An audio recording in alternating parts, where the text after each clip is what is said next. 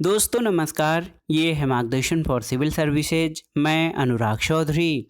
दोस्तों, नागरिक शास्त्र अथवा राजनीति विज्ञान से संबंधित महत्वपूर्ण प्रश्नों के एग्जाम बूस्टर श्रृंखला में इस वीडियो में प्रस्तुत है कानून एवं दंड के सिद्धांत तथा शक्ति सत्ता एवं वैधता से संबंधित महत्वपूर्ण प्रश्नों का रिवीजन, जो आपके आगामी विभिन्न परीक्षाओं जैसे TGT, PGT, ELT grade, government inter college प्रवक्ता, गवर्नमेंट डिग्री कॉलेज, उच्चतर शिक्षा असिस्टेंट प्रोफेसर, केंद्रीय विद्यालय संगठन और नेट जेआरएफ आदि परीक्षाओं के लिए बहुत ही उपयोगी है।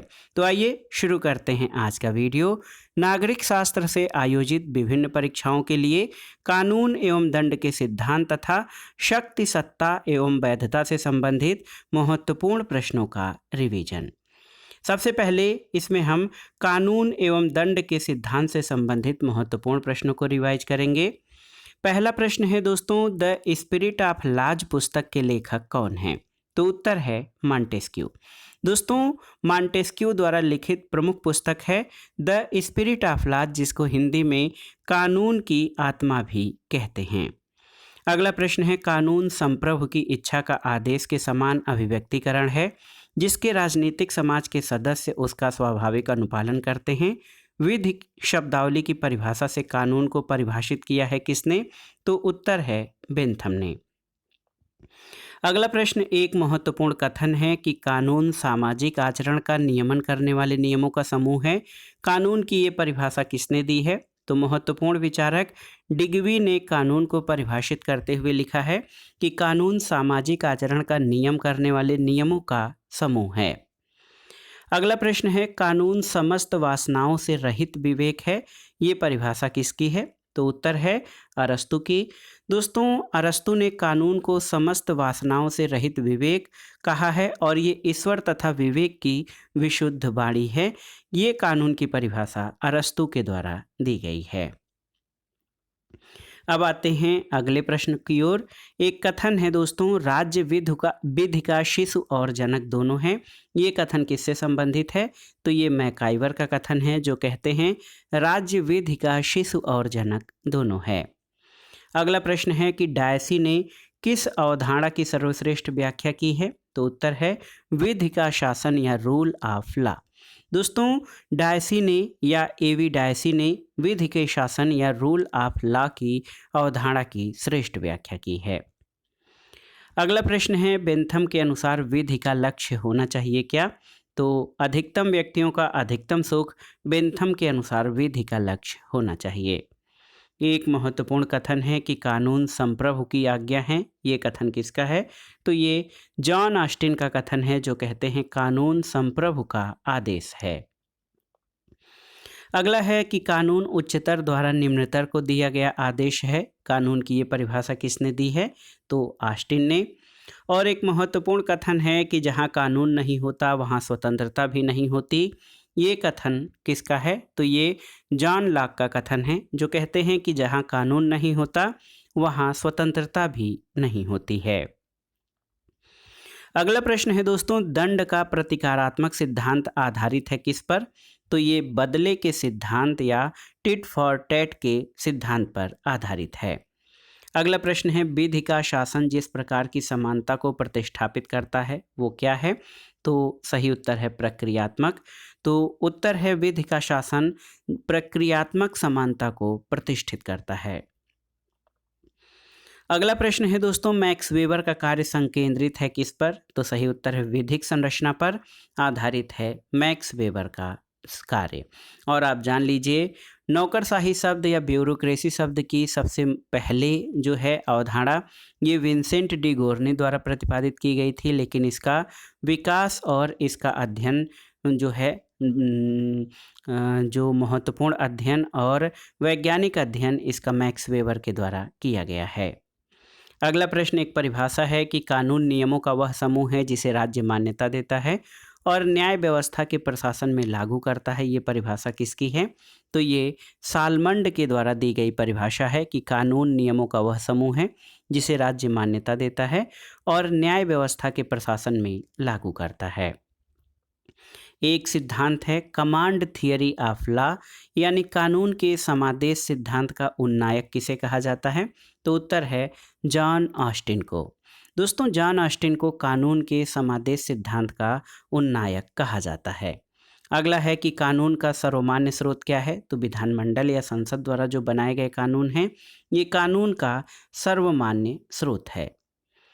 अगला है दोस्तों, कानून राज्य का पूर्ववर्ती है और राज्य से ऊपर है, ये मत किसका है, तो एक विचारक हैं लियो ड्यूग्वी, याद रखिएगा। लियो ड्यूग्वी का कथन है कि कानून राज्य का पूर्ववर्ती है और राज्य से ऊपर है। अगला है कि राज्य विधि का नहीं वरन विधि राज्य का निर्माण करती है, ये विचार किसने दिया है, तो ये क्रैब का विचार है। और राज्य विधि का शिशु और जनक दोनों है, ये परिभाषा किसकी है, तो ये महत्वपूर्ण परिभाषा मैकाइवर द्वारा दी गई है, जो कहते हैं कि राज्य कानून का शिशु और जनक दोनों है। अगला प्रश्न है कि वह देश जिसको विधि का शासन का परंपरागत स्थान माना जाता है, तो इंग्लैंड को। और विधि के शासन की आधुनिक संकल्पना को निरूपित करने का श्रेय किसे दिया जाता है, तो A.V. डायसी को। दोस्तों A.V. डायसी ने विधि के शासन या रूल ऑफ लॉ के सिद्धांत को प्रतिष्ठित और प्रतिपादित किया है आधुनिक संदर्भों में। अगला प्रश्न है, कानून का शासन का मुख्य उद्देश्य क्या सुनिश्चित करना है, तो प्रेस की स्वतंत्रता, नागरिकों की स्वतंत्रता और न्यायपालिका की स्वाधीनता। आप जान लीजिए, विधि का शासन का मुख्य उद्देश्य प्रेस की स्वतंत्रता, नागरिकों की स्वतंत्रता और न्यायपालिका की स्वाधीनता को सुनिश्चित करना है। अगला प्रश्न है, कानून न्यायोचित और अन्यायोचित के नियम हैं जो विधि के विपरीत नहीं हैं, उसे अन्यायोचित नहीं माना जाता, ये कथन किसका है, तो ये हाब्स का कथन है। अगला प्रश्न है, मैक्स वेबर के अनुसार सर्वश्रेष्ठ वैध सत्ता कौन सी है, तो ये है तार्किक और विवेकपूर्ण, यानी विधिक विवेकपूर्ण सत्ता जो है वो मैक्स वेबर के अनुसार सर्वश्रेष्ठ वैध सत्ता है। जवाबित का सिद्धांत किससे संबंधित है, तो जवाबित का सिद्धांत राज्य कानून से संबंधित है। अगला प्रश्न है दोस्तों, कानून बाह्य कार्यों के वे सामान्य नियम हैं जिनको प्रभुत्व संपन्न राजनीतिक सत्ता लागू करती है, ये कथन किसका है, तो ये हॉलैंड का कथन है। और एकात्मक सरकार में कानून बनाने की सत्ता सतत रूप से एक केंद्रीकृत शक्ति में निहित होती है, ये कथन फाइनर का है। कानून का सर्वाधिक स्वीकृत सिद्धांत कौन सा है, तो याद रखिएगा आदेशात्मक सिद्धांत, ये कानून का सर्वाधिक स्वीकृत सिद्धांत है। अगला है दोस्तों, कानून न केवल जनमत के आधार पर बने बल्कि कानून जनमत के आगे आगे भी चले, ये कथन किसका है, तो डॉक्टर P.S. मुहार का कथन है कि कानून न केवल जनमत के आधार पर बने बल्कि कानून जनमत के आगे आगे भी चले। अगला है दोस्तों, कानून को उच्चतर द्वारा निम्नतर को दिए गए आदेश के रूप में किसने परिभाषित किया है, तो जॉन ऑस्टिन ने। और अंतर्राष्ट्रीय कानून अपने संप्रयोग में है किस प्रकार का, तो ये विश्वव्यापी है। अंतर्राष्ट्रीय कानून अपने संप्रयोग में विश्वव्यापी प्रकार का है। अगला है, दंड का एक सिद्धांत नहीं है, तो वितरणात्मक सिद्धांत ये दंड का एक सिद्धांत नहीं है। अगला प्रश्न है, जो राज्य द्वारा निर्मित और राज्य के क्षेत्र के अधीन सभी लोगों पर लागू होता है, ऐसे कानून को क्या कहते हैं, तो याद रखिएगा नेशनल लॉ, यानी राष्ट्रीय कानून। जो राज्य द्वारा निर्मित और राज्य के क्षेत्र के अधीन सभी लोगों पर लागू होता है, ऐसे कानून को राष्ट्रीय कानून कहते हैं। अब आइए दोस्तों, शक्ति, सत्ता और प्रभाव तथा वैधता से संबंधित महत्वपूर्ण प्रश्नों को देख लेते हैं। प्रश्न है कि सत्ता ज्यादातर शक्ति के रूप में परिभाषित होती है, शक्ति आदेशों के पालन कराने की, ये कथन किसका है, तो ये मैकाइवर का कथन है। और एक महत्वपूर्ण परिभाषा है कि शक्ति भ्रष्ट करती है और पूर्ण शक्ति पूर्ण रूप से भ्रष्ट करती है, ये कथन किसका है, तो ये लॉर्ड एक्टन का कथन है। इसको अन्य रूप में भी कहा जाता है कि सत्ता भ्रष्ट करती है और पूर्ण सत्ता पूर्ण रूप से भ्रष्ट करती है। अगला प्रश्न है दोस्तों, सत्ता यानी प्राधिकार को प्राकृतिक आवश्यकता किसने कहा है, तो एक विचारक हैं रोजर स्क्रटन, इन्होंने सत्ता को प्राकृतिक आवश्यकता कहा है।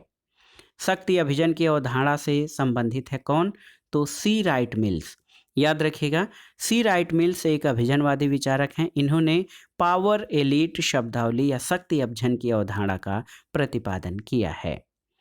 अगला है दोस्तों, जहां शक्ति है वहां प्रतिरोध है और फिर भी या परिणाम स्वरूप यह प्रतिरोध शक्ति के संबंध में कभी भी बाहरीपन की स्थिति में नहीं, ये कथन किसका है, तो ये मिशेल फूको का कथन है। अगला है कि शक्ति अभिजन के अपने अध्ययन में सैन्य उद्योग गठजोड़ के विषय में प्रभाव पर ध्यान किसने आकर्षित किया? तो सी राइट मिल्स ने। अगला प्रश्न है शक्ति अभिजन की अवधारणा से कौन संबंधित हैं? तो सी राइट मिल्स।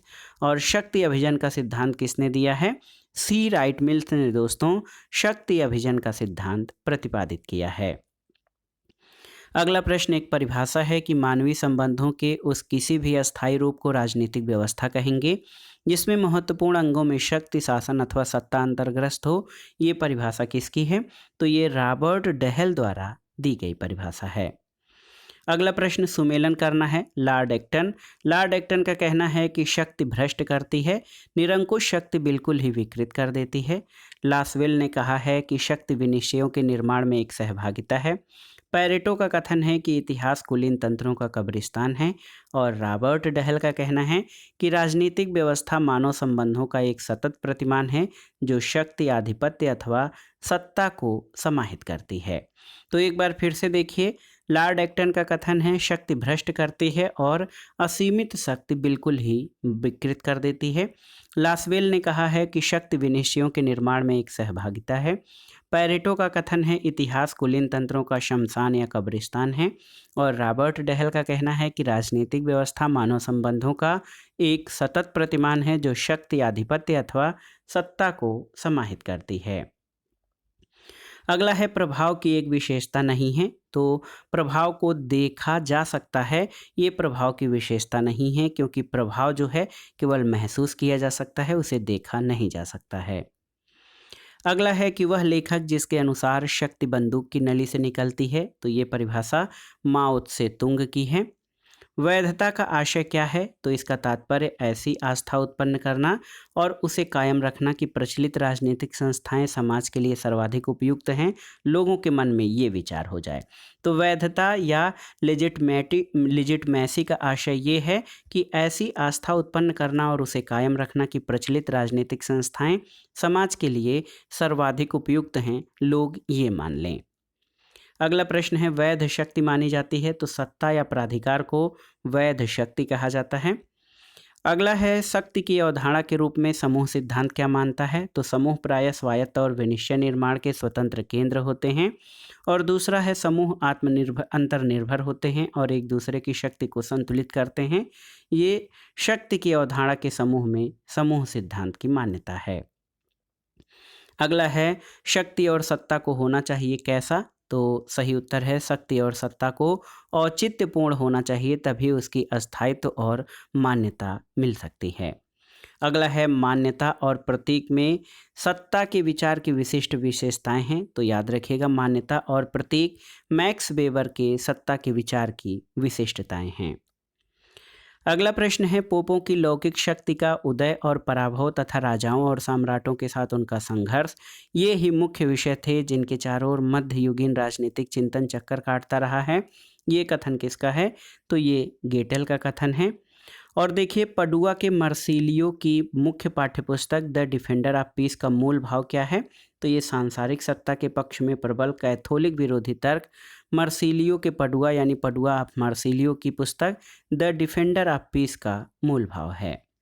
शक्ति पैसे की तरह है, ये कथन किसका है? तो याद रखिएगा टॉलकाट का कथन है कि शक्ति पैसे की तरह है। अगला है जो राज्य पड़ोसी राज्यों को बिना अपने में मिलाए उन्हें अपने अधिकार क्षेत्र में और वश में रखते हैं वे क्या कहलाते हैं? तो वे अधिकार राज्य कहलाते हैं। अगला प्रश्न है हन्ना अरेंट की शक्ति की संकल्पना से संबंधित नहीं है। तो आत्मपरकताओं की निर्माता जो है वो हन्ना अरेंट की शक्ति संकल्पना से संबंधित नहीं है। अगला प्रश्न है दोस्तों वह ग्रंथ जिसमें शक्ति विभाजन नहीं बल्कि शक्ति पृथक्करण सिद्धांत सूत्रित हुआ है। तो याद रखिएगा सेपरेशन ऑफ पावर मॉन्टेस्क्यू की पुस्तक द स्पिरिट ऑफ लॉज में वर्णित किया गया है। अगला प्रश्न है राष्ट्रीय शक्ति या सत्ता का तत्व क्या नहीं है? तो अंतर्राष्ट्रीय न्यायिक प्रभाव ये राष्ट्रीय शक्ति या सत्ता का तत्व नहीं है। शक्ति अथवा सत्ता के औचित्य के रूप में वैधता नतीजा है किसका? तो ये उदार सोच का। और राजनीतिक बाध्यता यानी पॉलिटिकल ऑब्लिगेशन का अर्थ क्या है? तो कानून के प्रति वाजिब आज्ञाकारिता राजनीतिक बाध्यता का अर्थ है। अगला प्रश्न है, वैधता के वेबर उपागम के विकल्प के रूप में वैधीकरण संकट विकसित किया गया किसके द्वारा? तो जुर्गन हैबरमास और ओफे के द्वारा वैधीकरण संकट विकसित किया गया है।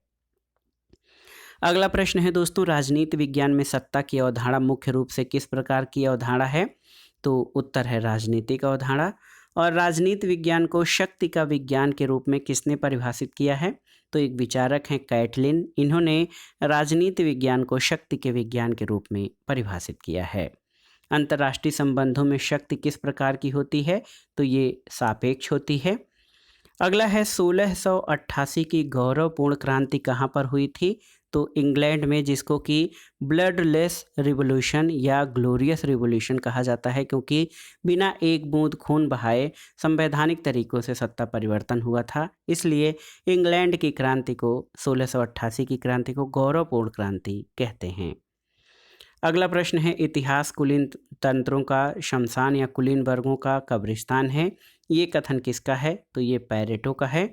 और प्रबंधकी क्रांति या मैनेजेरियल रिवॉल्यूशन की बात किसने कही? तो जेम्स बर्नहम ने दोस्तों प्रबंधकी क्रांति की बात कही है। शक्ति की कौन सी विशेषता नहीं है? तो शक्ति एक पक्षी होती है, ये शक्ति की विशेषता नहीं है, क्योंकि शक्ति जो है वो सापेक्ष होती है। आज के वीडियो का आखिरी प्रश्न है, शक्ति और प्राधिकार में निर्भेदक तत्व कौन सा है? तो याद रखिएगा, शक्ति और प्राधिकार में निर्भेदक तत्व वैधता है। तो याद रखिएगा, वैधता यानी लेजिटिमेसी, ये पावर और अथॉरिटी में निर्भेदक या अलग करने वाला तत्व है। तो दोस्तों, ये था आज का वीडियो। नागरिक शास्त्र यानी सिविक्स से आयोजित की जाने वाली विभिन्न परीक्षाओं के लिए एग्जाम बूस्टर श्रृंखला का महत्वपूर्ण वीडियो। इसमें हमने कानून और दंड के सिद्धांत तथा शक्ति, सत्ता और प्रभाव से संबंधित महत्वपूर्ण प्रश्नों को रिवाइज किया, जो आपके आगामी परीक्षाओं के लिए बहुत ही उपयोगी हैं। आप इन प्रश्नों को तैयार कर लीजिएगा। दोस्तों, वीडियो आपको कैसा लगा हमें कमेंट बॉक्स में ज़रूर बताइएगा। वीडियो को लाइक करें, शेयर करें और इस चैनल मार्गदर्शन फॉर सिविल सर्विसेज को सब्सक्राइब करें। वीडियो देखने के लिए धन्यवाद दोस्तों। नमस्कार।